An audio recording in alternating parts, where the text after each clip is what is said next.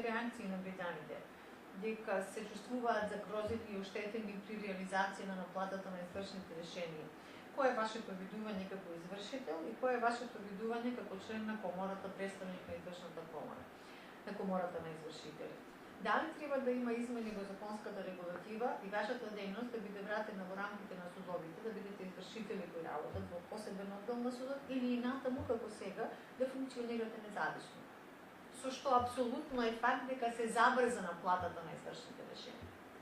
Вие во исто време поставите повеќе прашања. Дали треба да се промени законот?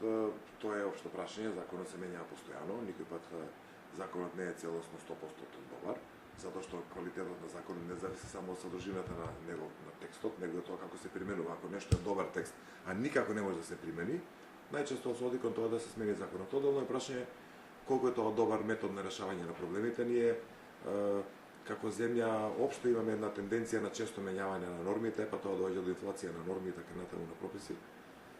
Лично не мислам дека тоа правиот пат и не се решаваат сите прашања со промена на прописите. Тој терк го фативме уште од стара Југославија, производство на прописи, службен вестник дебел како телефонски именик така натаму. Било како било, сега имаме ние потреба од промена на законот, не дека е тој многу стар, управо е многу нов законот, он е влезен во сила минатиот април, ако не се лажам, значи пред една година отприлика нешто. Имаме делови од законот кои што би требало да се сменат, бидејќи некои делови од законот кои што се сега во примена, да речам, не беа како одредби ставени врз база на научна или некаква друга расправа, тие не беа направени во рамките на работната група, која што правеше работниот текст на законот, нити беа коментирани и предложени во рамките на работната група во Министерството за правда, која што преку владата е предлагаш на законот. Напросто од негде мистериозно се појавија тие некои делови од законот. Тоа се преди се одредбите во поглед на полагање на извршителскиот испит, во поглед на условите за станување извршител. Да речеме, кога се полага извршителски испит се применува на игра на брзи прсти, па нема усмено одговарање, него само компјутерски така натаму. Лично мислам дека тоа се глупости, дека тоа не би требало така да се случува, дека еден добар извршител треба да знае да зборува, да знае да се бори со аргументите, да го знае правото перфектно за да може да го спроведе законот. Ние, нажалост, последните години видовме еден извршителски испит кој што не личи на ништо. Се надеваме дека во тој дел ќе се смени, веројатно законот има и други делови кои што можеби треба да се подобрат. Имаме малку нејасноти околу суспензивното дејство на приговорот, кој што беше замислен еден начин, после тоа се заврши сето тоа. Меѓутоа, главниот проблем во кривењето на законот не е каква би требала да биде одредбата. Главниот проблем го лоцирам во криво поставениот, како да се изјаснам, криво поставениот пат по кој што треба да се оди за да се дојде до добар закон. По кој пат сега одиме? Сега одиме по патот на потребите кои што ги регистрираме од јавноста, или со друг збор популизам. Се што е во рамките на тој популизам, бидејќи тоа носи гласови, тоа ствара погонска енергија на пишувачите на законот да ја искочат пресвет на тие желби на популизмот. Тоа како се гледа? Се гледа во подобрување на позицијата на должникот, во различкување на постапката и така натаму. Во потреба да се намалат трошоците на извршувањето, во потребата да извршувањето биде што е можно поповолно за должникот. Сега, зашто тоа крив пат? Бидејќи извршувањето не постои за да имаме популизам, тоа не постои за да имаме добар однос кон должниците, тоа за друга работа е измислено, за да има право. Замислите вие судот парничен, година, 2-3, и на крај доваѓате во извршување, и во извршување сега некој коментира, а што да правиме со должникот? Па не знам, тоа е цената на правото. Не можете да имате и правда, и социјална сигурност. Тие две работи напросто не одат рака под рака, тие се спротивставени. И тоа ние многу добро го знаеме. Ние во Југославија имавме една регулатива која што даваше многу права на должникот. Од што тоа излезе? Ништо, се распадна државата. Тотално беззаконие. Бадијала постои судот, може да укинеш суд слободно. Добивме 500 до 700 хиляди предмети нерешени. И сега некој во таа ситуација во јавноста го истакнува идејата да се врати извршувањето во суд. Мене тоа не ми влегува во глава. Како е можно да сме ние сите сведоци на извршување што траело од 45-та нааму, всушност овој замислен систем е од краљевината. И тој систем видовме како функционира. Тој функционира добро во поглед на должникот, ама тој абер нема со примена на правдата. Нити го штити собственикот, нити го штити капиталот, нити го штити системот. Ништо не штити. Тоа е така едно маткање, паткање, шетање по суд 200 пати. Јас сум бил адвокат, ние ги водевме постапките до правосилност, до извршност. Кога ќе се заврши постапката со пресуда, најголем дел од адвокатите не сакаат да работат извршување, бидејќи тоа се узалуд губење на време, нервоза, несвршување работа. Сега се измисли нов систем кој што седа тоа го решават во добра мера. И некој повторно вели да се врати во судот. Па нека се врати, немам појма. Ние не сме сведоци на случувања во Македонија кои што немаат многу врска со разумот. Може и ова ќе се случи, немам појма што ќе се случи. Лично мислам дека тоа дискусија целосно надвор од паметот, надвор од умот. Ние во Европа, ако не се лажам, имаме 55-6 држави, една е со државни извршувања. Една. Германија. Не дека таа не е важна земја за Европа и така натаму, меѓутоа навистина и овие земји со континентално право и овие со англиско право, сите имаат приватни извршувања. Повеќе се причините зашто треба да има приватни извршувања. И тие се такви да они не треба да бидат ставени во јавна дискусија, тоа напросто општата јавност не го разбира. Да речем, ако некој должи пари и му биде блокирана сметка, тој не може да прослави Нова година или 1 мај или Великден, тој има полно право да излезе пред медиум и да рече, еве гледате што ми се случува. Оној пак што ги чека парите од истиот тој, кој што му ги дал назаем, му ги дал за летување во Грција, му ги дал за да купи веш машина, немам појма што му ги дал. Он нема право да излезе во медиумите и нема право да рече, гледа што да правам со моите пари. Да речеме, земите го Евена. Евена е најдоминантниот доверител во Македонија. Сите можат на телевизија да излезат да речат немам пари за струја. Скапа ми е струјата, дојде извршител ме одра. А никој не го прашува Евена, а ти Евена што правиш со пари? Струјата ја плаќаш од фабриката за струја, ја продаваш на македонците, они не ти плаќаат пари и никоме ништо. Тоа не е јасно. Многу често има забелешки на граѓаните дека за мали суми се кои што должат, Евена, комунални други услуги што ги користат, значи за одредени суми можеби од 2000, им се наплаќа трошоци во извршување неколку пати, неколкукратно поголеми. Така е. Се жалат дека не може да ги издржат. Дали сметате дека треба да има барем и некоја пропорција од тој аспект? Не. Доколку побарувањата се поголеми, да биде и повисок трошокот. Да не треба да плаќаат реално ама така е. суми за семејства. Ама така е. Така е. Колку е поголема сумата што се наплатува, извршителот повеќе пари зема за својата канцеларија. Колку е помала сумата што извршителот наплатува, толку е помала и неговата заработувачка. Тоа не е воопшто спорно, така е било и ќе биде, не е воопшто прашање. Во целата таа дискусија, како може премиот од 1000 динара дојде до 10.000, никој не прашува во таа ситуација. Никој. Интересно. Какво беше однесувањето на должникот што дојде до тие 10.000? Пример. Колку пати должникот бил поканат да ги плати тие 1000 динари? Тоа никој не го прашува. Дали тој 5 пати бил канат да си ја плати обврската? Бил канат, да. Добил тужба, па бил викан на судење, па не идел на судење, па добил пресуда. Не платил, пуштил жалба. Одбиена му е жалбата. Не платил. Добил налог за присудно решение. Не платил. Блокирана му е сметката. А после се жали зашто толку пари. Од твоето однесување, господине, должник тоа зависи. Да речеме, знаете што е? Има скоро по правило, кај тие многу кратните зголемувања. Просто во, да речеме, 80% случаи, не во сите. Помага должникот во зголемување на трошоците. Менјава адреса. Ке се договори, не почитува договор. Менјава телефон, губи контакт со извршител, затвара сметка, менјава работно место. Дел повинно, дел неповинно. Да речеме, масовно е појава, сега има вестници пишува, ке се омаже некоја жена, не менјава презиме во документ, не менјава, не променува лична карта. Ноторот ти врши достава на платен налог на старата адреса. Станува правосилно извршено. Адресата е од лична карта точно, а физички, вистински, личноста живее на друга адреса.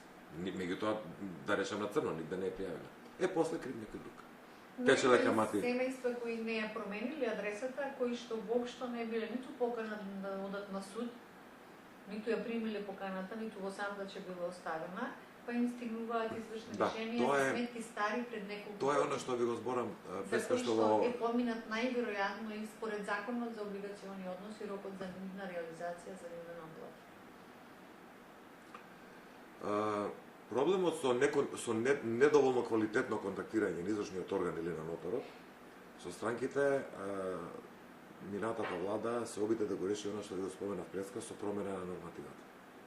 Не се решава, не може да се реши све со промена на закон. Имаме еден закон кој што обезбедуваше доста високи услови за да имаме уредна достава и ние никако не можеше да излеземе тоа зачарано коло на судска постапка до бескрај, бидејќи не можеше да ги поканиме луѓето како што треба на судење. И тоа се влечкаше постапката. Што направија? Го сменија законот за парнична постапка во делот на доставите, ја олеснија законската минимум норма за достава. И што вели сега законот што се уште важи? Вели доставувачот ќе оди во работно време кај должникот дом. Да го најде да му даде платен налог. Ако го најде, ќе му го даде. Ако не го најде, ќе му го прати на пошта и готово после. Уредно. Тоа што направи? Тоа создаде голема маса на предмети што се формално уредни заради понатамошно постапување и наплатување, но вистински мал дел од луѓето дознава дека тече постапка против нив. Бидејќи дел од луѓето кои што ќе појдете вие да му однесете у работно време на работа. Нема никој да земе. Тоа створи во почетокот на краток рок уредни постапки, голем процент на завршени постапки, што дека до дела добар дел не знаат. Кај мене во канцеларијата може 30% луѓе да ваѓаат, се не се договараат сите па да лажат заедно. На вистина, појавата на незнаење дека се води постапка ја има, за тоа е виновен делумно прелесниот закон заради доставување, меѓутоа доминантно влијат други работи. Прво влијае општо ниво на ниска правна култура, бидејќи менјаваат адреса, вака се часоважи, па не кажува. Тоа е едно. Второ, постои огромна маса на дивоградби, кои што апсолутно немаат никакви кучни броеви, ништо нема врска, хаос, лудница. Допуштање на адреса со ББ. Например, имате булевар Партизански одреди ББ. Кој е тој што ќе го најде местото на партизанска безброј? Тоа е невозможно. Ја не знам зашто, кој го измисли тоа безброј? Зашто владата да е безброј? По чему? А што е страшно да е владата број 4, број 10, број 20, број 1, не знам што. Не. Кога ќе направите куќа, вас никој не ви дава плочка со број. Треба тоа сами го направите. Многу луѓе не го прават. Дали немаат пари? Кај се продаваат тие плочки? Кој кажува кај да е таа плочка? Во зградите, во аеродром. Цели влезови немаат на влезните врати ни име, ни број на врата. Па ние звониме, реметиме, други што не мора ги реметиме. Тоа е некој внимал ли тоа? Не. Промена на имења на улици. Масовно променување на имења на улици. На старото име, и сега песте што интересно, Советот на град Скопје менјава име на улица. Дали не е по закон, сега не сум у тоа, не разбирам, меѓутоа би било логично да ако има промена на улица да се дојави на базата на податоци. И сега што е случува? Да речеме, не знам, која сакате улица земете, Игор Ибарлова, да речеме, или булеварина, кој што е моја правишна. Ние денеска добиваме пратки со булеварина, зашто негде во некоја база не се сменети дека таа веќе улица ја нема. Или дури најлошо, имаме улица, да речеме, Мито Хаџевесилев Јаснин, која што ја имало, и па ја има, ама на друго место. Кој може во тоа да се најде? Загребачка улица, 4 улици имате со исто име. Дебарца, 5-6 ги има со исто име. Значи, реално има проблеми во системот. Хаос. Не е крив поштарот само. Така, сега, кога ќе дојдеме до ситуацијата кога би било тоа уредено, да навистина луѓето знаат дека тече постапка, дали ќе има толку многу зголемување трошковите? Да, за жал ќе има, затоа што тоа не е единствената причина. Значи, покрај тоа што имаме зголемување на долгот на име на камата, кое што беше многу присутно во оние предметите на планината од 700.000 предмети што добивме судовите. Зашто? Затоа што во тоа време водовод и топливикација и сите тие струја, пуштаа предмети со бавно ги работеше така натаму и се случуваше по 7-80 години. Ништо не се случува.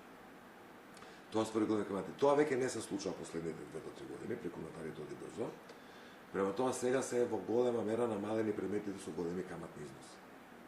Трет фактор кој што влијае на зголемувањето на трошковите е замешувањето на адвокатите. Дали адвокатите ќе најдат сила да ја намалат нивната тарифа во давањето на нивните услуги, тоа ме не е прашување, тоа е работа на адвокатите. Тоа не е поима. Мислам дека од 30 па до дури 50% во најмалите предмети од вредноста на предметот отпаѓа на адвокатска услуга. И таа значено е зголемува цената. И крајно со уште една реченица, сосема без некаква оправдана причина, на нашите услуги е наметнато и ДДВ. Значи ДДВ-то не треба да се наплаќа на нашите услуги. Ние ДДВ-то го зимаме од граѓаните, го даваме на државата. Прома е. Нас многу не ни менјава што на ДДВ. За жал тоа зголемување од 18% е големо зголемување. Кај нема пари да врати долг, сега треба плати трошкови, па од озгора на трошковите и ДДВ. Зашто едно не треба плати? Затоа што нотарите, например, не плаќаат ДДВ. Зашто? Затоа што Уставен суд, кога одлучувал за таа работа, рекол не може граѓанинот да ја добие нотарската услуга на друго место освен кај нотар. Дали ово или оно, ама мора да е нотар. Према тоа, не е слободен пазарот, нема да плати ДДВ. Кога ми ја прашавме зашто ми ја плаќаме ДДВ, финансии ни одговори во одлуката на Уставен суд вас го нема. Па се разбере дека не нема. Одлуката на Уставен суд е донесена пред да постои закон за извршување. Он не може да унапред да нагаѓа што ќе се случи во иднината. Широка тема е во секој случај, но на крајот сепак на ова кратко интервју сакам да ве прашам.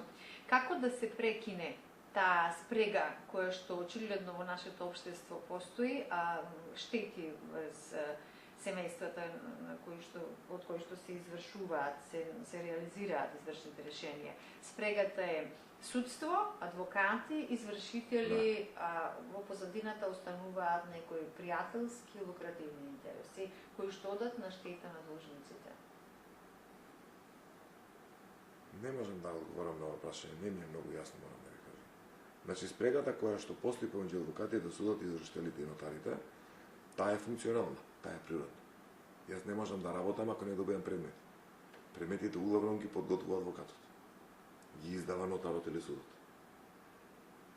На тоа прашањето дали има спрега, да. Судот не може да ги присилно спроведе своите акти ако не постои извршител. Дали тој судски извршител или е приватен извршител мора да постои. Спрега, значи спрега има и таа не е лоша, таа напротив е добра. Замислете да ние не се познаеме со судовите. Па кај ќе носат они предметите? Значи не мора да се со нас поврзани. Многу граѓани се жалат дека кога се во улога на должници, веднаш им се наплаќаат побарувањата, кога се во улога на доверители, тешко се. Она што ви го рекол со претекнувањето на полна линија. Точно е тоа. Тоа често се случува.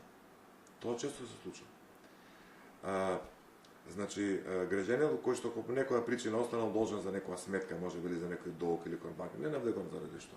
Он може да биде наплатлив, но не мора да биде наплатлив. Може да не работи, може да нема сметка, нема имот, и тој пример стои така. Општата стапка на наплата е негде околу 20 до 30% од предметите се наплатуваат, при што во рамките на една година се наплатува помалку од 10%. Значи, ако вие донесете предмет кај мен, вие да го наплатите предметот во тековната година, имате шанса мање од 10%. Од прилика 30% од сите предмети се наплатуваат во некој период од 3 до 5 години, а добри 2/3 не се наплатуваат. Седат така, чекаат подобри време. Во некои земји се урочени извршувањата и ако за 6 месеци или една година, не знам каде, не го наплатите, предметот се повлекува. Останува можноста наново да го реактивирате до година, после 2, 3, 5 и така натаму. Нашиот рок колку е максимум? Нема рок. Кај нас кога ќе се отвори предметот, он е бесконечен, тоа ги претвори извршителските канцеларии во складишта на предмети. Значи ние имаме, да речеме, ја во канцеларијата имам, да речеме, 35.000 предмети, а работам 3.000. Јас сум складиште. Сега, за тоа дека имало спрега, дека се наплатувало, ние во комората имаме дисциплинска комисија.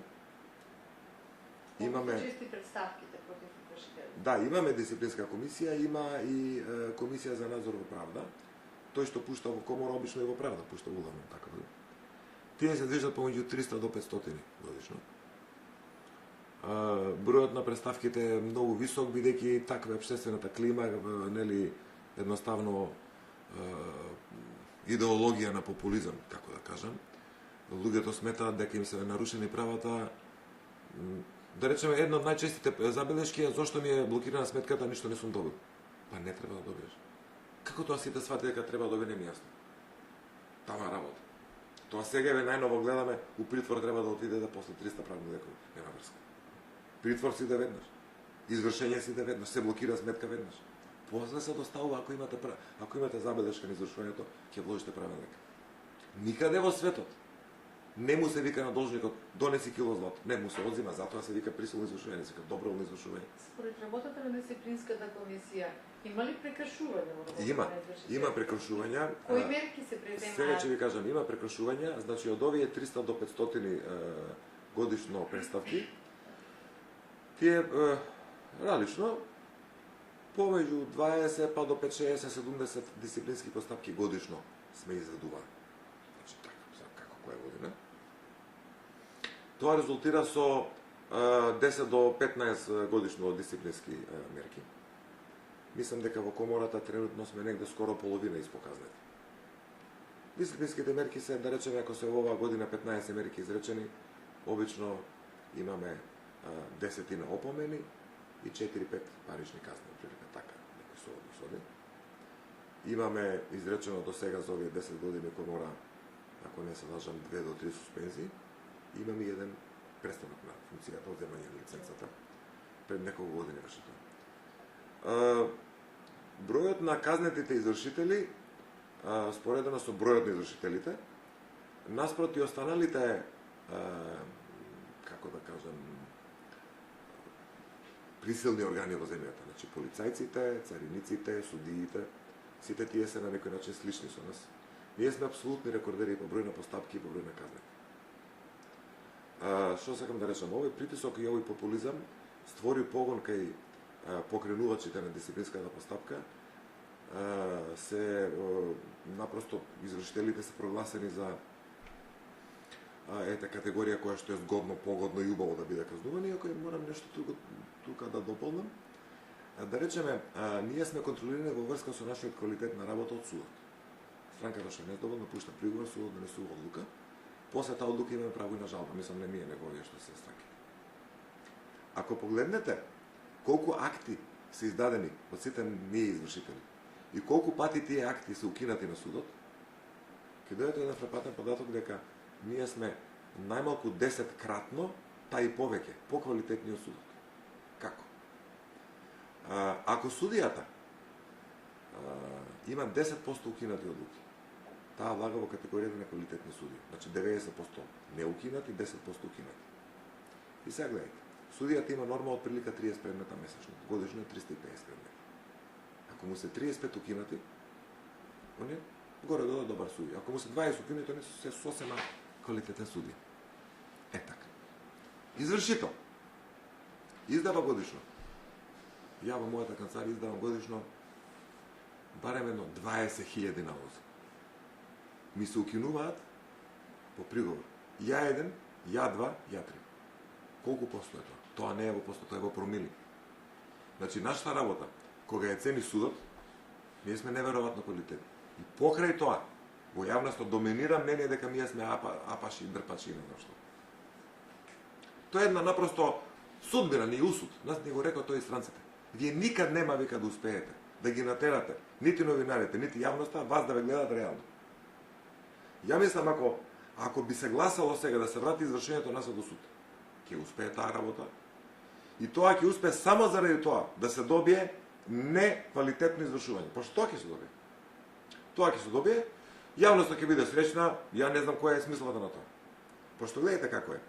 Сите ме прашуваат што да правиме со должникот што не може да го врати долгот. А ја вас да ја прашам. А што да прави 5 годишно дете што не може да се плати издршка? Што да прави тоа дете? Што да прави тоа дете? Што да прави соседот кој што видел назаем 500 евра па сега го завитлавате и му викате како мене што ми вика еден. Извршител е динар нема. Која дата сме? 1 август. На 20 се враќам од Грчка. На 20 ќе дојдам ќе разговараме. Али морам сега малце да се одморам. А неговиот доверител што му ги чека 500 евра, он не ќе изиграви дали е кретен.